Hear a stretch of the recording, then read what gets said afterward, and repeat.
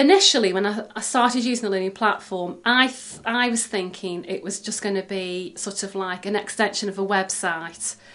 And but the more I've used it, and when you go deeper and deeper into it, it's actually become part of the way that I teach now.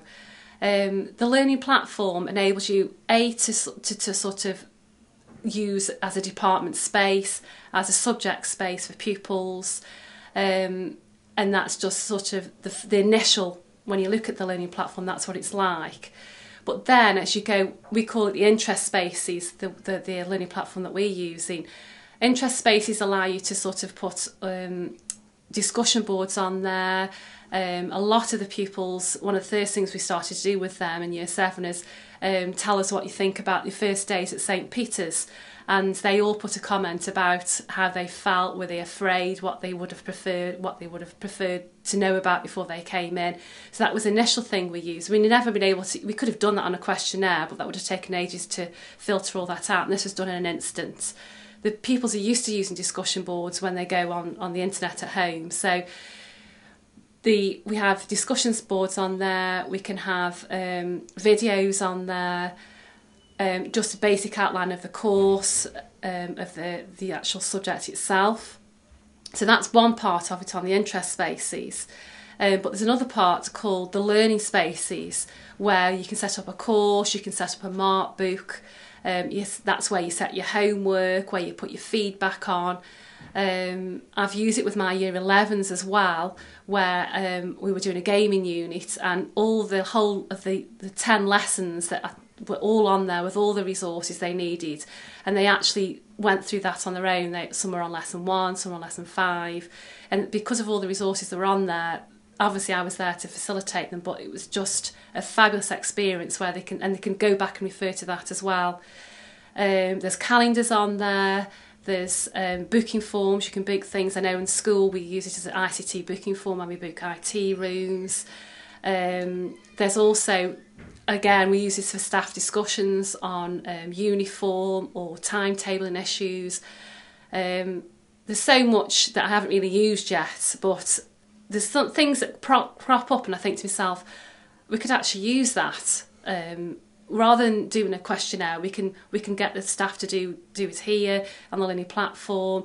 In fact, what we did do this weekend, we've set up a St Peter's walking club with the staff, and within that I set up an interest space for all those people who want to come into the walking club. Took photographs, did a little commentary, and then we've got a discussion board about where we want to go to next. And I don't think that would have happened actually, because we're all too busy to talk about it in the staff room. We don't go into the staff room very often, we're all busy. So it's really nice to have a discussion about that at home or whatever when you're away from work. I think the benefit for me as a teacher using the learning platform is that I have no paper. I've completely got rid of my diary, my planner, and my mark book is just there on the learning platform. And if I issue homework, it's there, it's recorded, it's in detail, and I can, when I mark pupils' work, I give them very detailed feedback. The other thing is like collecting things in. I don't have to collect anything in because the pupils submit their work online to me, and that saves me a lot of time as well, so I don't lose anything. Some of the pupils, and it's quite, because one of the next units we're doing is making a leaflet, and some of them actually when they're doing a plan, they'll hand draw that. That's okay, because I collect that in and then I just give them feedback via the learning platform anyway. So to me, it's all like everything's in a controlled environment. I've got my diary on there. I've got a private space for me. I've got like files on there, and I can store quite a lot on there as well. I had a case a few months ago of a Year 11 pupil that was underperforming in ICT, and he lacked direction. He'd lost all his work, and it was quite a serious issue because his coursework was due in.